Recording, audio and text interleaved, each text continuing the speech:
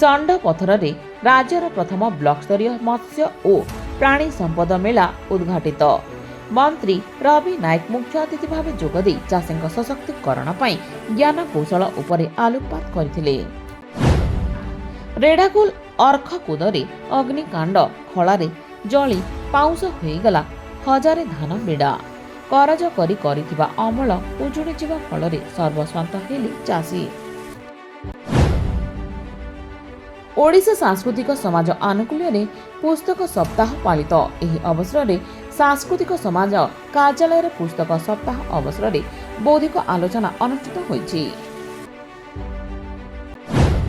କୁଚିଣ୍ଡାରେ ସମ୍ବଲପୁର ବିଶ୍ୱବିଦ୍ୟାଳୟ କୁଳପତିଙ୍କୁ ଭେଟିଲେ ମନ୍ତ୍ରୀ ରବି ନାୟକ। ବୈଠକରେ ଛାତ୍ରଛାତ୍ରୀଙ୍କ ଉଜ୍ଜଳ ଭବିଷ୍ୟତ ଗଠନ ଉପରେ ଆଲୋଚନା କରାଯାଇଥିଲା।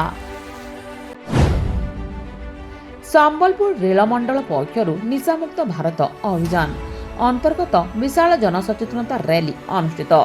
ନିଶାମୁକ୍ତ ଓ ସୁସ୍ଥ ସମାଜ ଗଠନର ବାର୍ତ୍ତା ଦେଲେ ଡିଆର୍ଏମ୍। ରେଙ୍ଗାଲି ଅଞ୍ଚଳର ବରିଷ୍ଠ ନାଗରିକମାନେ ହେଲେ ଆରଡିସିଙ୍କ ଅଫିସ ଦ୍ୱାରସ୍ଥ। ଏହି ଅବସରରେ ଅଞ୍ଚଳ ପ୍ରଦୂଷଣ ସମସ୍ୟା ନେଇ ଦାବିପତ୍ର ପ୍ରଦାନ କରାଯାଇଛି। ସମ୍ବଲପୁରରେ ଆୟୋଜିତ ହେବ 30ତମ ଜାତୀୟ ରୋଡ୍ ସାଇକ୍ଲିଂ ଚାମ୍ପିୟନସିପ୍। ଡିସେମ୍ବର 2ରୁ ଆରମ୍ଭ ହେବାକୁ ଥିବା ଏହି ପ୍ରତିଯୋଗିତାରେ ସାମିଲ ହେବେ 28ଟି ରାଜ୍ୟରୁ 1000ରୁ ଉର୍ଦ୍ଧ୍ୱ ପ୍ରତିଯୋଗୀ।